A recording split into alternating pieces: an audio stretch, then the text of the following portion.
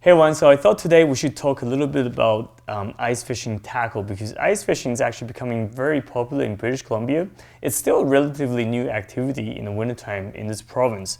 I've only been doing this for the last several years, but it's actually really exciting. In British Columbia in the wintertime, besides steelhead and cutthroat trout along the coastal area, you can actually go ice fishing without traveling too far. In southern interior BC, there are lots of different lakes where you can catch rainbow trout and brook trout. And let me show you the ideal fishing tackle that you need to use for these fisheries. So this year, I've been using these new Shimano ice fishing rods. So this is a Convergence ice fishing rod and the Sienna ice fishing rods. You've all heard of Convergence before when it comes to salmon spin casting and bait casting rods, but these are great. So the Convergence rods, this particular one is medium light series. It's 28 inches long, whereas the Sienna one, this is a light action rod. This is slightly lighter than this one. It's 26 inches long. So anywhere between 24 to 28 inches long is what you want for ice fishing rod. You don't want one that's too long, because if it's too long, if you're using a normal spin casting rod, it'll be really hard to get your terminal tackle into that little tiny ice fishing hole because the target is really small. So anything small, anything short, and you can see it's very closely, it's much better. These are fast fishing rods, fast action fishing rod, meaning that they don't flex very much. So you can see if I just go like that, it actually doesn't bend very much, but it's actually pretty flexible when you get a fish on. So you can see it actually bends pretty well. Even though the rod's pretty fast, the tip of the rod is very sensitive. So the Convergence rod comes with the orange tip, whereas the Sienna rod comes with the fluorescent green tip or the chartreuse tip.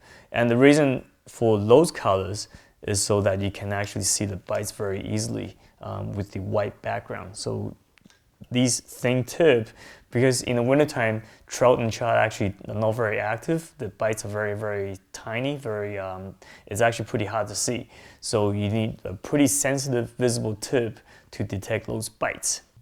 So with the rod length, even though the differences can be a couple inches long, what I find is that for jigging, I definitely prefer something a little shorter, just because your reaction time, it's, I don't know how to describe it, but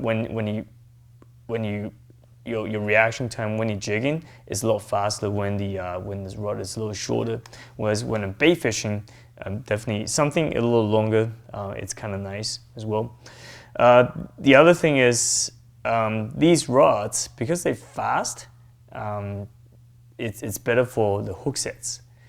Quite often I find that in the past few years we've been using rods that are quite a bit softer, and you're only fishing in maybe 4 feet of water, sometimes 8, and setting the hook can be pretty tricky. The bites are pretty small, and you don't want to do a really hard set to get a hook in, because the distance, the depth being 4 feet, if you lift the rod up, and that fish is going to be out of the water, right, immediately.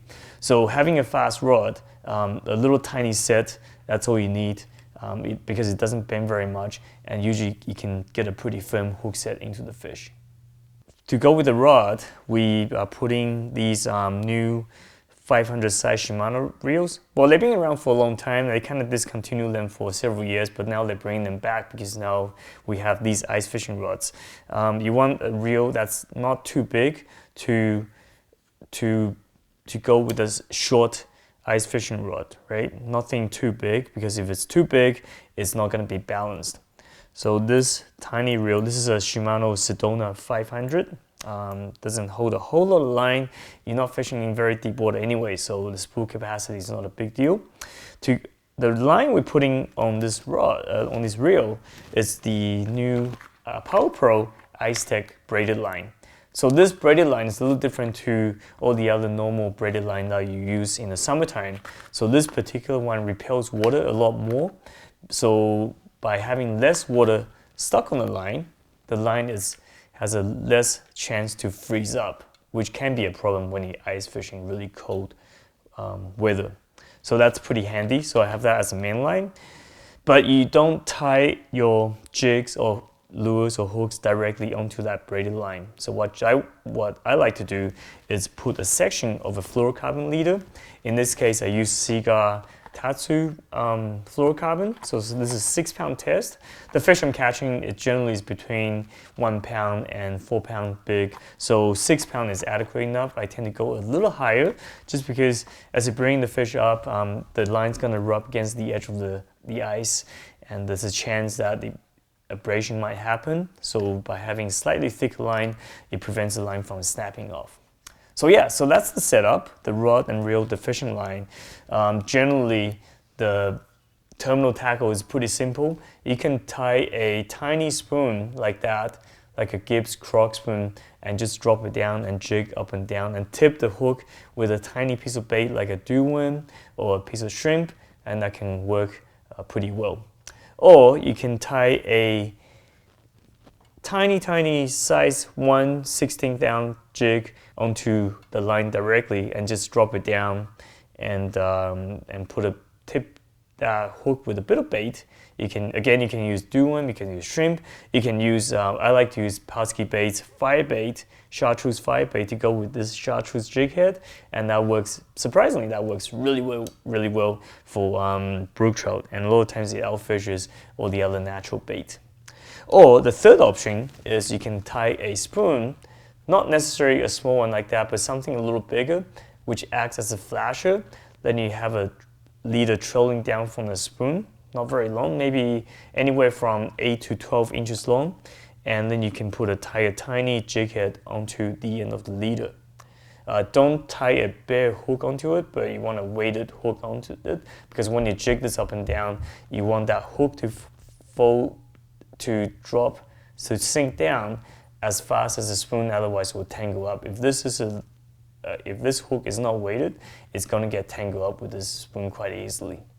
So yeah, those are the 3 terminal setup. It's pretty simple, as I said, and as I said earlier, this setup I'm very happy with, and I'm looking forward to go out and catch more rainbow trout and brook trout to show you guys in the future. And I hope you guys can get out and do some ice fishing this winter time as well. If you have any other questions, be sure to leave a comment in the description, under the description below. I'm also happy to hear what kind of setup you like to use, because this is still pretty new to me. I'm always learning as well, and what kind of terminal setup works best for you. And yeah, and hop over to our Facebook page, Instagram, and share your ice fishing story as well. So until next time, good luck fishing.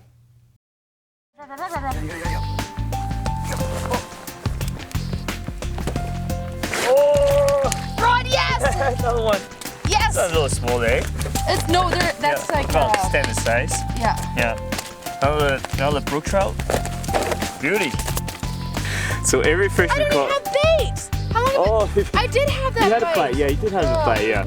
So every single fish we've caught so far, the bait just been sitting, suspending in water, and just waiting for the fish to come in to bite.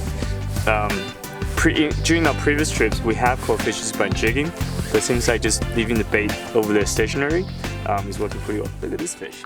It's a beauty.